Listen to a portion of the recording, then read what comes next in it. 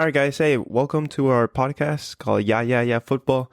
Here we're gonna do our first episode, where we talk about transfers and other football news, the league, scores, everything. Today I have my friend Milad, and we're gonna be talking about almost anything football related that we can think of during these past few weeks. Has been kind of hectic, and we're just gonna get right into the transfer stuff because I feel like that's the most important thing right now. How the market's going crazy, and all the news that's covering it is insane. So we kind of want to talk about our own opinions on how. What do you think is great and what's going to come up in this season and how it's going to look for the season? You want to say anything, Milad? Hello, everyone. Yes, I am Malad. I actually have my own YouTube channel, Real Radman, but it's not talking about football. But here I get to talk about something that I'm very passionate about. Got into football in the around 2014 is when I got into it. Right at the end of high school. Now I'm 25 years old, so I've been able to educate, learn, watch about the game and this summer transfer window and the clubs and where each club and the directions each club are going in, whether some are going backwards, some are going forwards, and the financial aspects of certain clubs. And it's a really interesting time in football right now, especially after the post-pandemic. And seeing how the market is now kind of rebounding.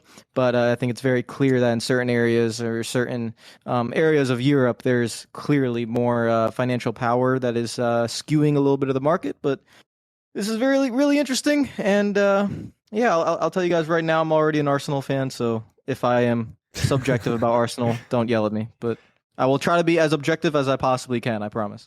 Yeah, I mean, at the end of the day, we're trying to talk about the sport in the most objective way possible. And if we can, sometimes, we try to understand others' ideas and stuff like that to try to diversify the opinion of what it is, of what we're, whether it be rating a player or a transfer going somewhere else or what a club is doing.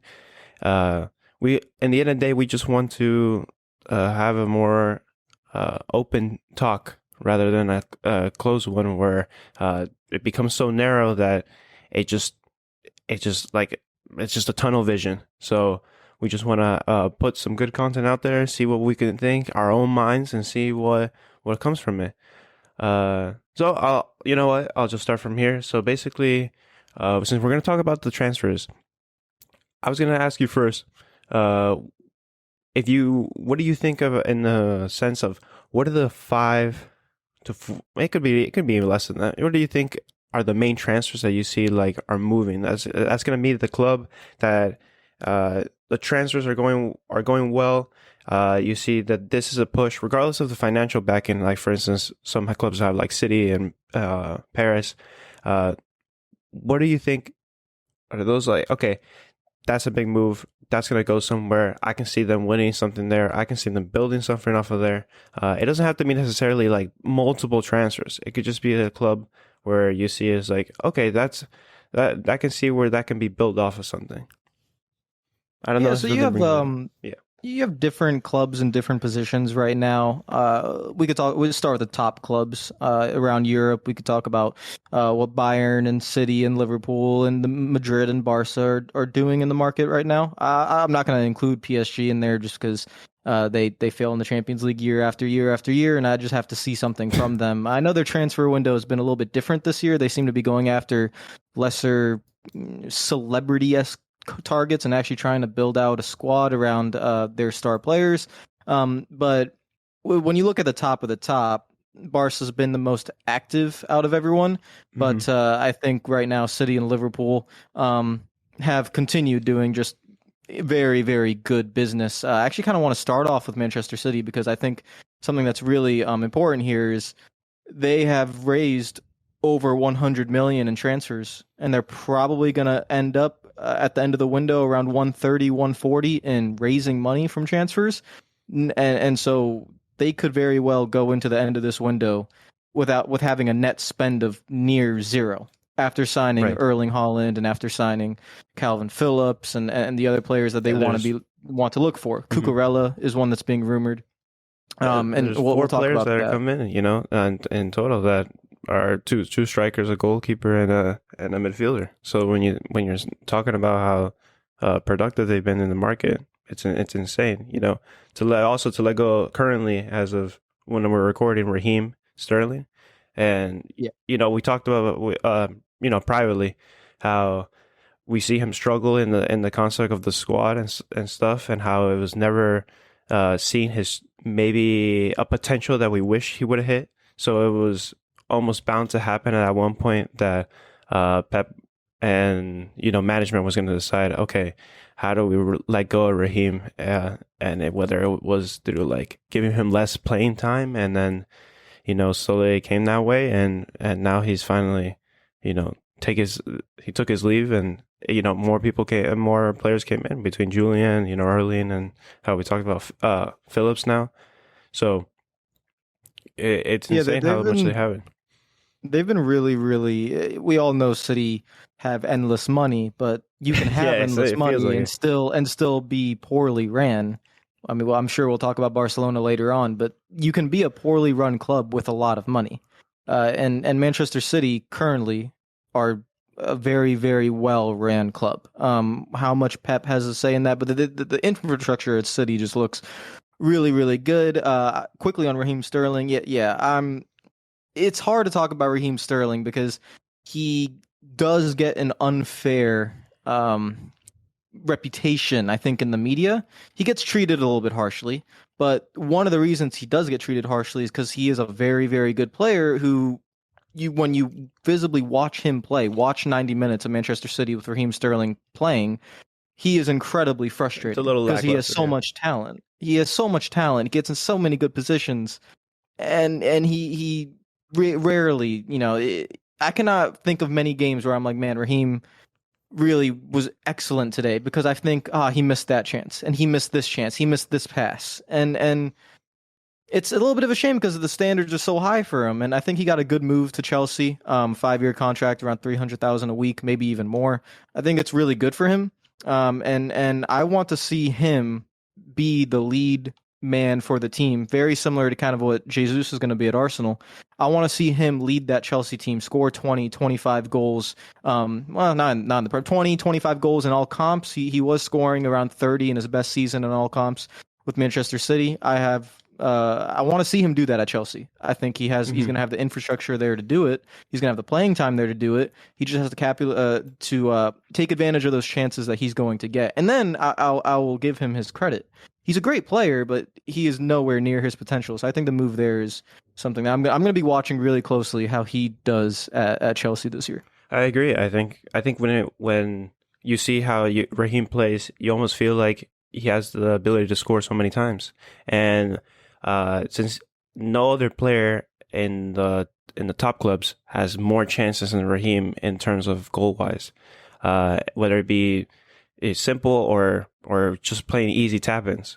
And sometimes it just doesn't happen. And he has strides where he plays really well, but other times it just seems like uh, he's sitting back and putting it on cruise control because he's not doing anything. He's not pushing himself to the best limit. And sometimes even Pep knows that. And when he sees himself, that's what he should be thinking. I shouldn't be doing more. I should be pushing myself more to try to help more for the squad. And it may seem like that, you know, he's a professional, but at the end of the day, it's not working out. So, move to Chelsea. There's a lot of things. Obviously, I think it's 50-50 in this sense. It could really go really well from Raheem, or this could be the end of like a great career. And I don't mean to be so like persistent on that. Because take that with a grain of salt, to be honest, because it depends. You know, the season could be kind of weird since we do have a World Cup in between, and a lot of injuries or post or things could happen in that sense, post injury, post World Cup injury, or pre World Cup injury. So I think that for the most part, I can see this good squad. It's a good squad, obviously, that Raheem has here to work with. You know, it's different than you have in Pep's mindset. So I'm sure Thomas will give him a good chance in terms of you have so many players to help him play out. He's also known, you know, Reece James, Mason Mount, and you know Connor now back in the squad. So maybe with those type of players, Christian Pulisic, Timo Werner, maybe with those players, he then has the ability to think, okay, this is what I should be doing, or play a different way, change his mindset of how he's going to play, and change around and play against with the squad. Because currently, it just really wasn't working as how he could have been. At that point, Pep just was using different things, and it didn't even almost like he needed a hybrid winger, hybrid striker to play, and if he did, it wasn't him. So Yeah, honestly, I completely agree. so hopefully Raheem can make it up in these few weeks or in sometime in the league. Um, yeah, I want to you know what since we've always talked about how we were going to talk about not just the Premier League, but I want to get into most of it because it's the most transfer wise and stuff like that. I want to talk about your club. To be honest with you, you've had a Arsenal? lot of signings. Yeah. I was gonna say. I We was get to gonna say. talk about Arsenal. We're Let's gonna we're go. gonna go to Arsenal because I feel like that's the prime thing that we haven't talked about. We just to let you guys know, for weeks I decided not to really talk about Mulat's club at all because I wanted to see if we could talk about it in a platform like this and really get it down because there's a lot of things that has been going on, and it's one of the most clubs that started so early in the transfer market to get things done as fast as possible, so they can start their training and preseason and all ready to go beforehand. So I'll let you take it, and then I'll intervene and think what my ideas are between things. All right? Yeah, so I want to say to everyone, make sure you stick around for future because there's so many clubs that need to be talked about. So I guess we'll highlight a few clubs here in the first episode, but there are just so many clubs that we need to talk about. And like I said, I don't want to, or like you said, I don't want to stick just to the Prem. So we need to talk about other leagues as well. But for my club, I think the Prem right now is just really interesting, just because of the influx of money and how much we're basically having the top six have transfers with each other, which is kind of weird. You don't usually see that. Like just Right. willingly, they're like, yeah, you want Sterling, you want Jesus, you want this player, that player. Yeah, you're the only team that can pay for it, so it's just really interesting there. Arsenal. Mm-hmm. They have been going quietly, I think probably one of the best transfer windows in the market at the moment. They've signed five players, I think it is. Marquinhos Five from players. Brazil, which is a long-term signing. They've signed Matt Turner from the MLS as a backup to Aaron Ramsdale. Leno will leave. Leno's probably going to Fulham. They have signed, of course, the main man, which is Gabriel Jesus. They have signed Fabio Vieira from Porto, which I'm very interested to see what you have to say about Vieira from Porto. Um, And two so MLS that is players. four. And yes, so am I missing one? Yeah, Matt Turner. Well, he already I signed said earlier, but right. Marquinhos, Uh, Matt Turner, Vieira, Jesus. I Trusty? think that Aaron Austin Trusty, I think, but he signed a Austin contract Trusty is early. one of Yeah. them. He signed in January. So right now it's four. So actually the fifth Mm. one, I was thinking five because Zinchenko looks like it's going to happen either today or tomorrow. We'll probably hear that Fabrizio is going to tweet out that they have come to an agreement in terms of the contract term, salary, and stuff like that. I think that's just they've made very smart signings. Now there's some people that think it's just Manchester City's leftovers, but Jesus, he had 1 year left on his deal. It's not like Pep wanted to lose him. Jesus just wasn't signing the new deal because they signed Holland, and they knew that, and Oh, Zach so Holland Pep wanted Julian. something a little bit You different. had two Yeah, strikers. Holland and Julian. Yeah. So with 1 year left, it was very clear to sell, and I think they did really good business getting 45 million for a player with 1 year left. But if we've seen, the preseason games, he looks like he's fitting in very nicely with Arteta. I think Zinchenko, if that does happen, is going to be a very big signing. Because with Arsenal, I think it's becoming very clear. It's not like ha ha ha Arsenal they suck like it kind of was like 2-3 years ago. This is a oh damn. We have a 20-year-old superstar winger. We have a 21-year-old superstar, or I would say star, left winger slash attacker, both coming from Hale End in the academy, cost $0. It is a young manager. We need to talk about William Saliba, who came back into the fold. He's also 21 years old. Arsenal have been let down by the older players, the Lacazettes, the David Luiz, the Socrates, the Mustafi, all Right. these players, The experienced players that come in. and all these players I just said are all gone. You still have Granit Xhaka there, who will probably need to be upgraded on. You still have it is just Granit Xhaka in the starting 11. That is the only player there that is from the old regime, basically.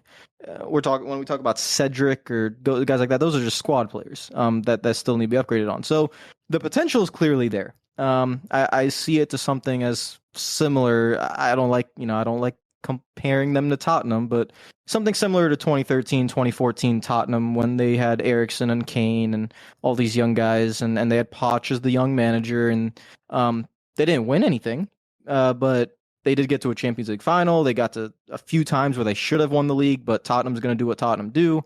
I'm sorry. I said I'd be objective, but come on, you can't expect me. Like it's Tottenham. I know you're gonna say at some point. It's Tottenham. But I'll say good things about Tottenham. I promise later on because I think they're having a good window. But I'm as an Arsenal fan, I am quietly optimistic. I want to see a little bit more work done on the squad. I want to see how they get together. I want to see if they continue the style of play. I think that's the most important thing. Is I want this team to dominate possession. I want this team to break. I don't want counterattacks. I don't want 10 men behind the ball. I want a play style that is very similar to what Manchester City have, and that's what Arteta is trying to build, the 4-3-3 formation. It's going to be a continued evolution. I believe they have to probably get in the top 4 this year, or they have to win the Europa League. One of those two. If both would happen, that'd be nice, but one of those two would have to happen to see that progression. It's time. You can't finish outside the top 4 again. Not with this squad. I think this squad, the way it's shaping up, and we'll see at the end of the window what they look like, this squad is good enough for top 4.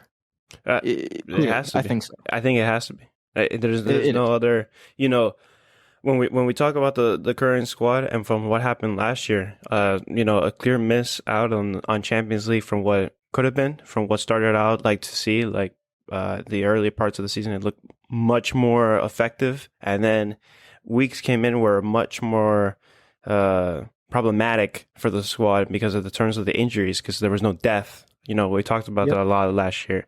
So you coming into this year to try to build off from that and then be like, okay, what can we change now so that way we can actually be definitive for the upcoming season? So you worked on different aspects. You're coming from not just becoming, oh, we're buying Gabriel Jesus. Oh, we're buying Fabio Vieira. We're buying Marquinhos. It doesn't just change from that part. We're just also trying to boost other areas of the squad. It's not just about having attacking minded players or box to box. Because at the end of the day, you want to have a full roster. That not just because like an 11 that makes sense. It's also like who's going to be the backup and trust the backup. We also last year when we saw this squad, sometimes when you have a backup, it wasn't good enough. And that would be problematic for the crucial games that had injuries. When you lost Tierney, that was it. And then we talked about that. That was so crucial. And then having having Shinchenko. No, I said that wrong. Did I? You're thinking of Shevchenko. Yeah, I was thinking of Shevchenko.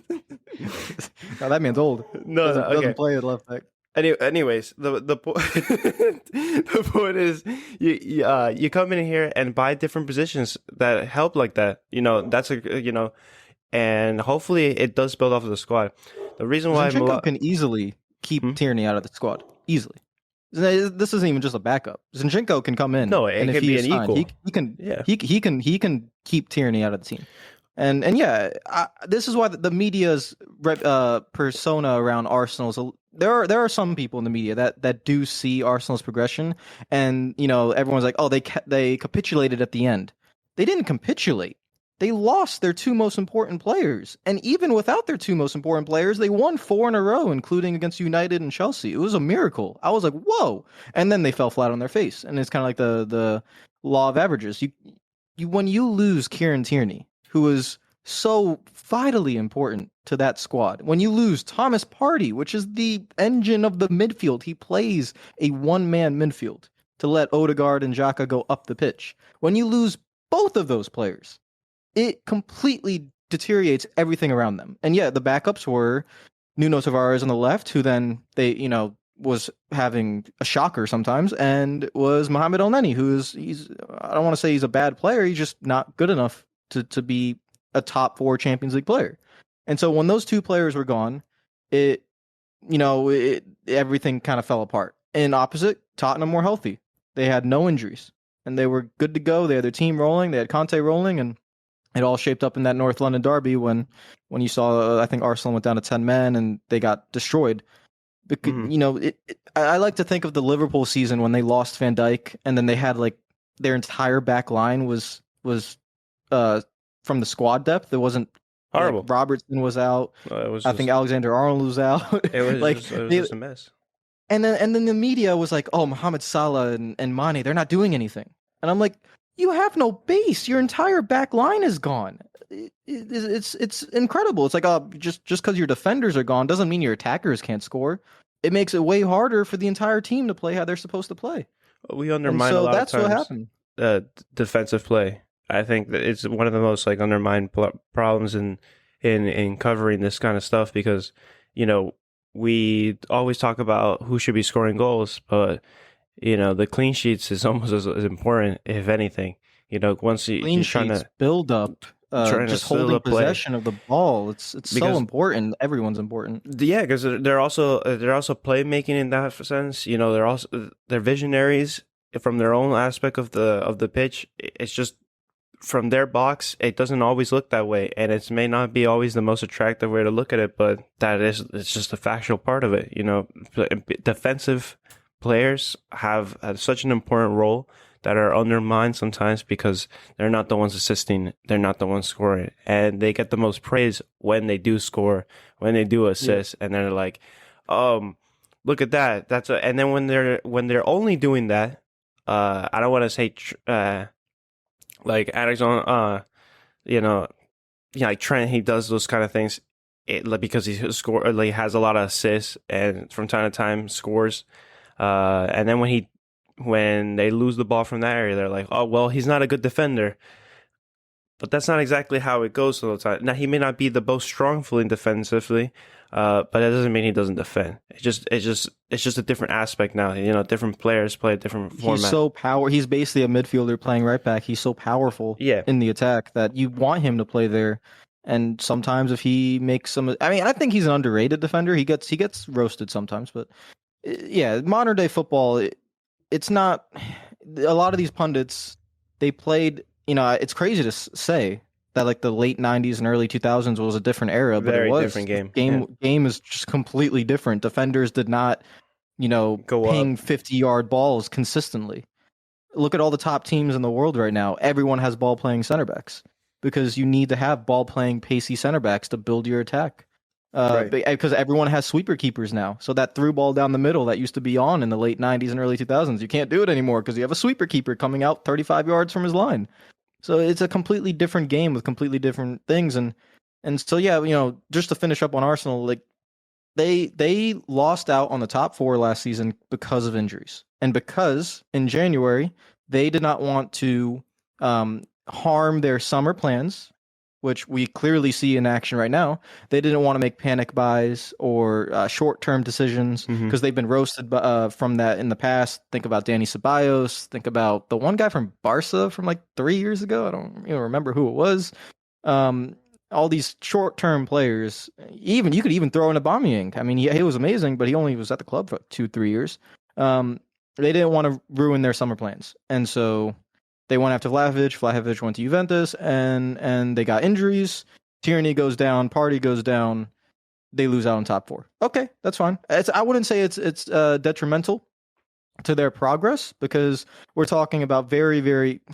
Sometimes we have to put into perspective just how young some of Arsenal's key players are. Martinelli's 20, 21. Saka's 20, 20. 20? Yeah, he's 20. Just from 19 to 20. He turned 20 like 2 months ago. It's just ridiculous. These are really, really young players. Vieira's 22. Odegaard's 23, about to be club captain. So yeah, Arsenal is on a good trajectory. We'll see what they do this season.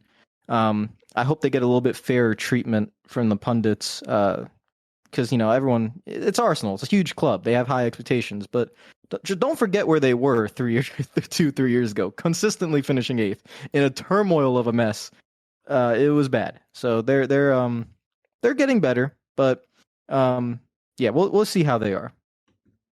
It's difficult to always be like at a set point like this is gonna be how it's gonna be because you don't wanna be later the one to be like responsible of like, yeah, I said this, and then 100% that's not what happened at all. But I think what we're saying is there is a good chance. There's, for instance, you went from last season and it was really struggling, and they obviously see what they want to do now. You can only hope for, as a whether it be as a fan of the team or as a fan in general of the league. Why not to see it? Yeah, it's a laughing stock sometimes. It's kind of funny. It's not That's really like funny. it's not like anyone else. Like, we have group chats where only Malad gets roasted in because he is an Arsenal fan, and that's how it is. But at the same time, when he does see his team perform, it does, you can kind of see it, the entire, like, him, Arsenal Twitter, all of it, and it's just up before everyone's like, oh, just wait till it crashes, just wait till it crashes, and then what happens if it doesn't? This could be the season where if finally, someone would say, classic Arsenal finishing fourth, but that's a lot from what it was before. Fourth place There'd be would be, celebrations in North London if they finished. So there might be a parade. They might throw a parade. They've been humbled. Everyone in North London has been humbled from yelling at Arsene Wenger. Stop! Yeah, we want more. We want to win titles too. Oh man, if we finish fourth, I'm gonna go drink and celebrate. They've been humbled. So. fourth is a lot. Fourth means Champions League. It's been a while since Champions League like that. Whether it be fourth or in to get Champions League or a Europa League win, which would be also They've never massive. won a European competition ever.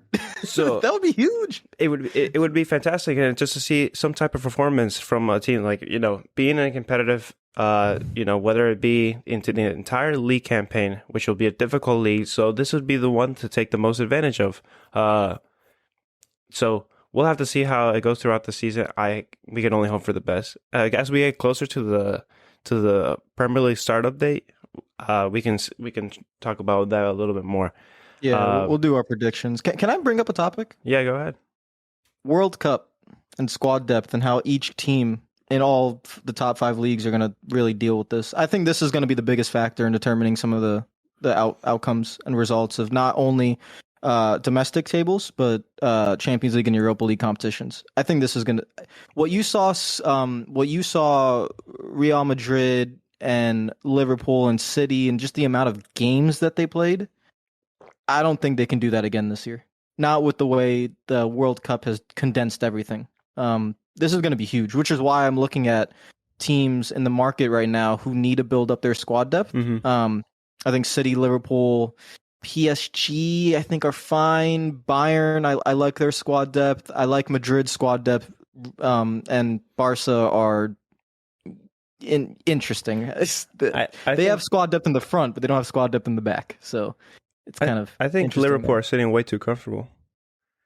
You know what I mean? Too comfortable. Think about it like this. I think every other team, right? Every other team has been gearing up in the sense of like, something's gonna happen. It almost feels that way. Because it's not just one entry coming in. But for Liverpool, it almost seems like we already have the squad that we like. I think I'm gonna stay this way. Which is, it's fine. You know what I mean? They have a good squad. I just feel like it's bound to repeat again. The injuries, right? It almost feels like it's lingering on them again. One injury to Van Dijk, Salah, Nunez, Diaz, and it just feels like Thiago, and Henderson. Did they have a lot of injuries last season? I think Henderson got hurt. Henderson got hurt at the start of the season. They were relatively healthy. Yeah, overall, there was never an injury that you saw like, man, what a loss. Like, probably in the beginning of the season. Who did they lose in the beginning? That was so long ago. It was a year ago. I don't remember. But other than that, no, there was nothing between the main players. See, that's the thing, right? It's not what we talked about. You could lose Van Dijk again. You could lose Becker again. You could lose, anyone, and maybe you have now some type of squad depth. Konate, that could play with Matip, but it doesn't feel like that. Who replaced Alexander-Arnold if he needed it? It's just because it doesn't even seem possible. There doesn't have a player who can play the way he does. He plays like we talked about.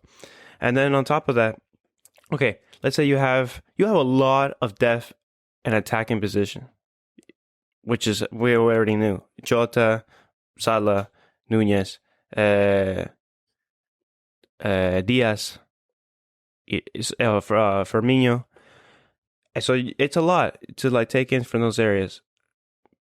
But it almost feels like in the other two main parts, the midfield, the defensive line, it almost feels like as if it only takes one to like really pop out, and like one of the main ones, and then it just feels it doesn't connect well. And I feel like that can be a struggle because unlike other teams, for instance, we can talk about uh, United and Arsenal have an advantage in the sense that they're right now playing Europa League. Now, Europa League is competitive in its own way, and if people want to doubt that, I promise you it's competitive. You just have to see it from that perspective. Just because they're smaller Not the teams group doesn't mean. stages. Yeah, okay. If you could say Yeah. they're not the group stages, because it's easier to pass when you're like an elite team, of course. Yeah. But it doesn't mean that the struggle isn't there when it becomes the knockout stages, because the competition, to be honest with you, does have a lot of times where giants are knocked out, and because No, they you can struggle in rest some way. players in the knockout stages. Yeah, you can't do that. But in the group stages, you can definitely Yes, rest you could. players. You could. And Yeah, some team will play their B team. Now, what I'm so saying what's is, what's go gonna ahead. happen this year is that the Champions League and the Europa League usually get conducted in 12 weeks for the group stages, I think it is, and it's cut down to 8. So there's basically a month less to get all the fixtures fit in for both European competitions, which means basically all season teams in Europe will, when you add in domestic cup Mhm. competitions, will be playing every 3 days, every 3 to 4 days. It will be rare when you have a week off. Right. Well, So look at that. Well, have that in mind for a second. 1 second. So how do you play Champions League? How do you so let's say the leagues that play two cups. How do you play Champions League? The start of the League Cup, and then eventually after uh yeah, I believe after the World Cup, then you start playing FA Cup. So you're playing yeah, all that. You're playing so elite players will be playing obviously because most elite players are playing in the big leagues. You're playing the main league, a League Cup, the Champions League to Europa League to Europa Conference, and then you're playing the second cup would be a FA Cup at this point, or someone else like France, or it could be Copa del Rey, etc. We could go on the whatever domestic cup you're playing later. You're playing so many games that how do you rest as a player? And no one cares. At the end of the season, right? We'll come to the summer, and there's not going to be a big break. It's going to be maybe like a few weeks. It could be like 3 weeks, maybe four for certain players, and then other weeks we'll have like 3 to 4 weeks for other players, and that's it. And then they have to keep playing that way. and Now, most of the top players will be going to the World Cup. There are some out there that aren't, but most of most the players, top yeah, players in the clubs will be going. So you have to play all these games, and it's people might say, well, they did it anyways. That's not the point. You have to play it in a more condensed manner. You have to play World Cup group games basically every 3 to 4 days as well. Every four is it 4 to 5 days? I think for group game, maybe it's 5 days. But even the World Cup, if you go fairly far in the tournament, is going to be a lot. Getting all those games in that tight of a span for months on time, it's gonna. I mean, when I make my predictions for the leagues, it is severely going to impact my decision making because I need to see what teams can withstand injuries. In my opinion, like Manchester City have 22 first team players, they can right, withstand the yeah, injuries. Liverpool don't. We compare Liverpool to City because that's their closest rival. So Liverpool don't have that. So that's a huge weakness. When you look at Barca and Madrid, I would say have very close to 22 first team quality players. Um, Barca do not. They simply do not. Even if, think about you sell Frankie de Jong, think about their back line, think about how much they have to rely on Jordi Alba. I don't know how they're going to be able to cope with those kind of things, which is why I give the advantage to Madrid. Think about a team like Newcastle, not in European competition. It's going to be huge for them to not have to be in European competition, and they still get to buffer their squad with the amount of money with the new ownership. I'm picking Mhm. Newcastle to possibly finish in the top 7. I'm not Top even lying. seven. I'm thinking about it. It Top could 7. happen. I can I don't see them doubt do you. it. Yeah, I could see them beating the likes of West Ham, who is I think West Ham will be in the Europa Conference League. So I could see that happening. If one of the top 6 falter almost as bad as United did Hmm. last season, there's a chance.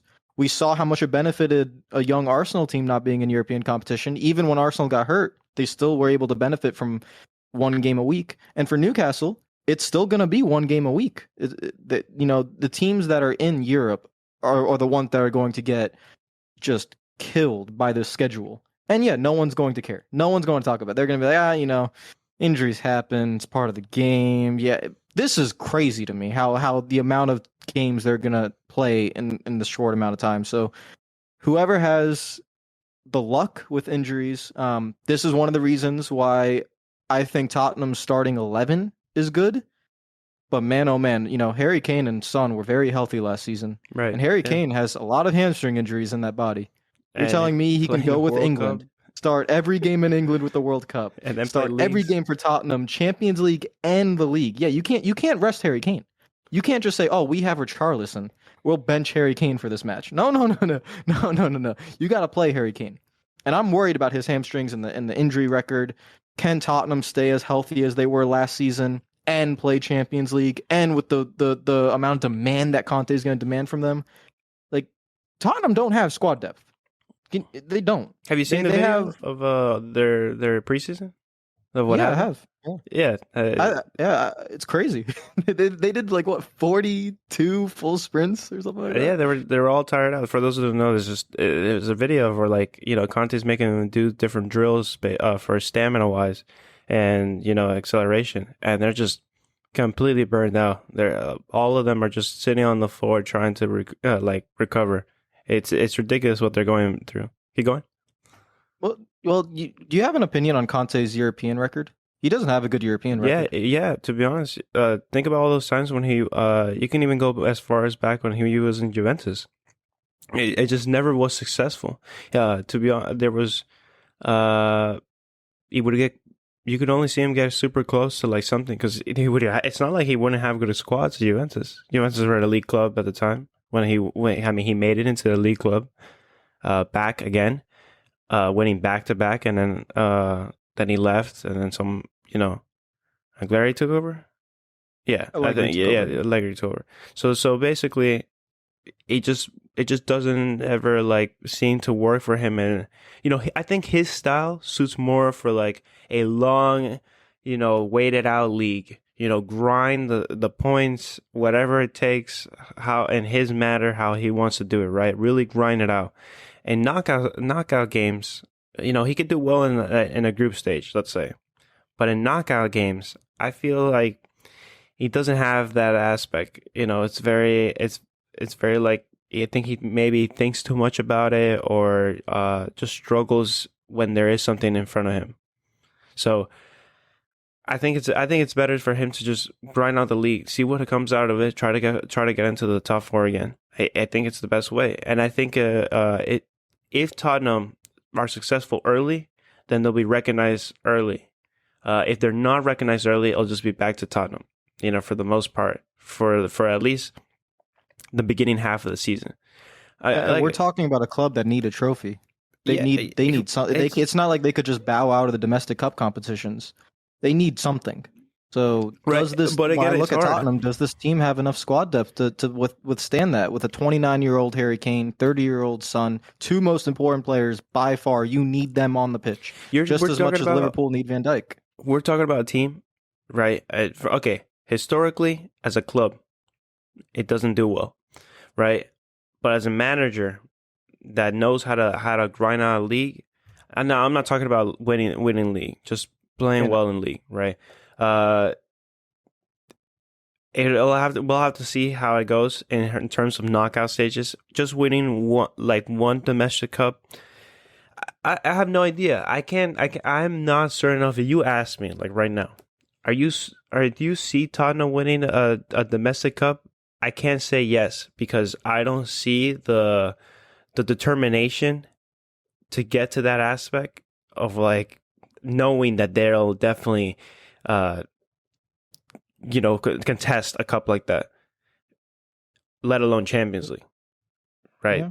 So, They fired Mourinho the day before Cup final. so I have no idea. Plus, most likely a rival that will come up to the point for for a final of domestic cup will be another 5-star team like City, Liverpool, or any in between of their their London rivals between Chelsea and Arsenal. So to put them in the aspect of where, yeah, to get, well, even before you get to a final, normally you face one of them in the semifinals. So Yeah. I don't. And that's my worry with them. It's the accumulation of matches where they will not be able to rotate their squad. I can they have basically four attacking players you can rotate around. You have Kane, Son, Kulusevski, and now Richarlison. It's not enough.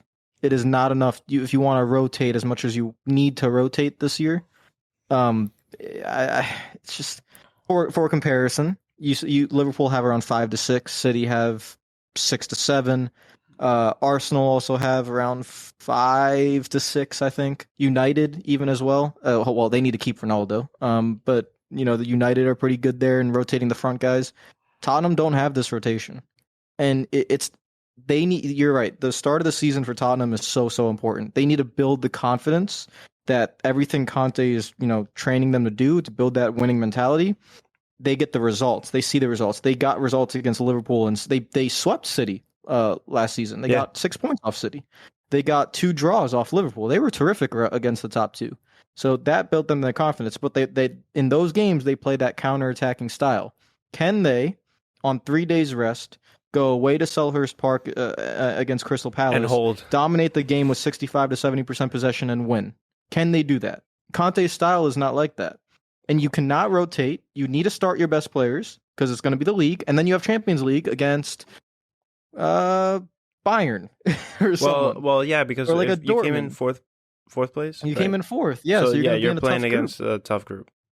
And can they do that? That is the one thing that worries me about Tottenham is can they dominate the game, 3 days rest, Champions League and domestic cup instead of just always playing on the counterattack, withstand the injuries, and be able to win a trophy and top 4.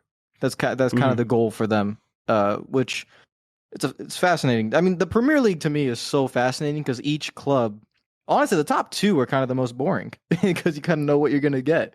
The rest of them, including clubs outside the top 6, I sometimes complain about the Prem being too strong, but then when I look at it, I'm like, damn, it's pretty entertaining though. Like when we talk about Spain, it's like Barca, Madrid, Atletico. Atletico's usually on the outside. Bayern is Bayern. PSG is PSG. Italy's pretty competitive, but everything right now is in the Prem. And there's just so many fascinating stories going on. I think the most money is obviously in the Premiership, 100%. I think the stories that it just feels different in the other domestic leagues. For instance, right now, how we were talking about here, most of the elite players from the Bundesliga are going to be playing from Bayern squad in the World Cup. So the aspect of how many games that a Bundesliga player would have to play, like a Bayern player, is a lot, considering they would have to have the domestic cup, the domestic league, the Champions League, and the World Cup.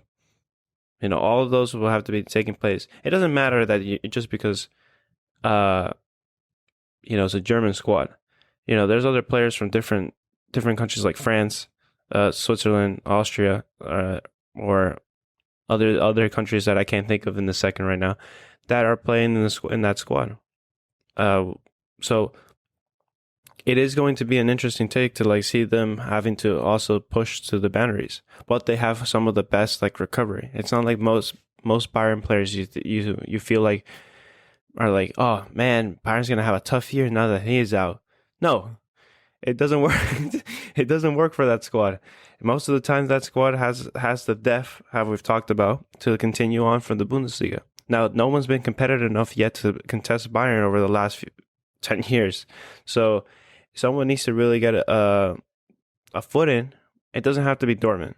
And someone just needs to put their foot in to like Bayern's steps and go to their door and knock on it, and then that will be good enough for the season to see how, you know, if there can be a progress to that aspect. I want to see other winners from other leagues. You know, the whole reason why I think, you know, most clubs that have a lot of money win the league is because they can grind it out because they have the most squad depth, right? But sometimes that doesn't work in knockout competitions. Obviously, we can see that from the biggest squads in the world.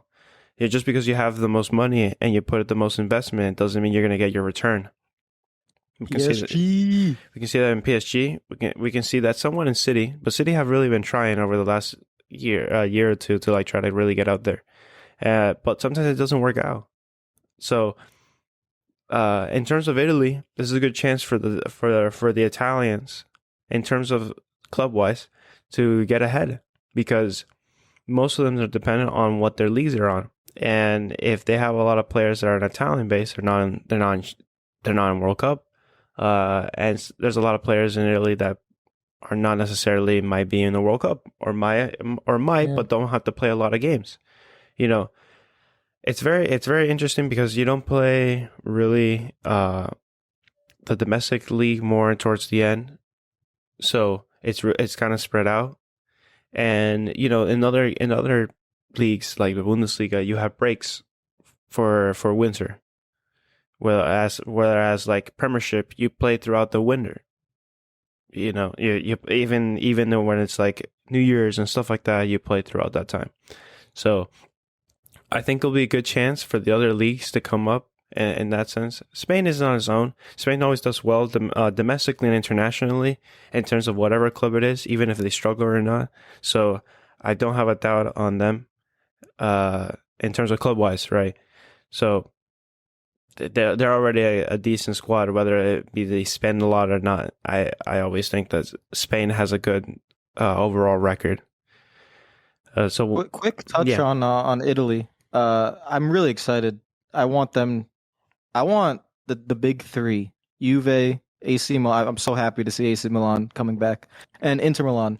I want to see them really compete in Europe. I want to see, because Juve a few years ago people were picking Juve to win the Champions League, and yeah, now no one is picking an Italian club to win the Champions League. right. And so I want to see Inter, AC Milan, and Juve, the big three, in the late stages of the Champions League. I want to see them get out of the group stages, get into the quarterfinals, maybe the semifinals, and really compete against clubs that have more money than them. But it would be really cool. That's just my quick touch on the Serie A. I think the Serie A is strengthening right now, and especially at the top, they look pretty strong. And hey, if Lukaku's happy, he can get Inter Milan back. You know, get Inter Milan in the semifinals of the Champions League, maybe. No, I agree with you. I think the league is really strengthening right now because I think it has the most potential to do well. They have the opportunity, how you said, the two Milan clubs and Juventus, and what were, you know, Mourinho's not really currently such a domestic league winner, but an international cup winner. So having him into international competitions like this with the squad that he has to win conference, and then now playing in Europa, I will that's be the first one to say I do not want Arsenal to play Roma in the late stages of the Europa because League. I don't want it. he just finds I don't points want for it. wherever you're I from. do not want it. I do not want to go. I'm scared. I am scared of going up against Mourinho in a Europa League like semifinal. I don't want to do it. So Because I'm hoping. I'm hoping they get United. Get Mourinho to knock United out of the Europa League. That'd be. I would watch content for days on that. we'll have to see how potential they have, not just for instance Roma, but more United, which we can talk about in the next time when we have the podcast, as we're running out of time. So I want to thank everyone that if you listen to this all the way, congratulations. I can't give you a cookie. I don't have one, but I'd be sure if you let me know, I would one day. Next time we can talk more about how journalism is covering this sport, and in terms like United as well, on how what the heck are they going to do with their lives, because On the next podcast, we yeah, have to talk about two clubs. It will take up the majority: Barcelona, Manchester United. Right. I am so fascinated by how they are ran and the things going on there. And yes, how actually the media covers both of them. The way Laporte uses the media and to his advantage, basically most of the time, and how that happens in Spain and and all that, and just United as a whole. Manchester United and Barcelona, I think I probably paid the most attention to the two of them during this entire transfer window. It's truly fascinating. And they also are in one of the weirdest transfer deals I've ever seen with Frankie De Jong, which we have to see how that plays out. So yeah, that will be on the next one. I think we could probably the whole episode might just be about those two. I could talk for days about what's going on over there. No, we should. It's an important aspect that we have. They're the two biggest clubs in the world are the most struggling ones. Maybe not. One is financially, and the other one successfully. So Yeah, we have to try to give our takes and analyze what we think. We're not experts in Madrid everything, fans, but you're in the top two clubs as well. We're not trying to make you mad. You're the biggest club in the world, in my opinion. But Barca and United are right there with you. Top three. yeah. In the end, we're just talking about like they have most recognizable apart from Madrid, how you said, and yet what's going on. We don't really The know. more people don't talk about Madrid, the happier they are. You guys won Champions League for the 14th time. You guys are good. There's no drama. You don't have around to. You guys. don't have to like. Yeah. Just hope Luka Modric just keeps finding the fountain of youth and just could keep running 15 kilometers a game at the age of 37 and just dominating. Just let that keep happening until the wheels eventually fall off. But yeah, we'll probably talk about that for the majority of the show. And apart from that, how journalism is covered, probably, which will be kind of included in. So, yeah, that will be what we're talking about. Yeah, so we'll probably do it maybe next week. All right, so I'll leave you guys here. So if you listen in, thank you so much, and we'll catch you guys on the next one. Bye bye.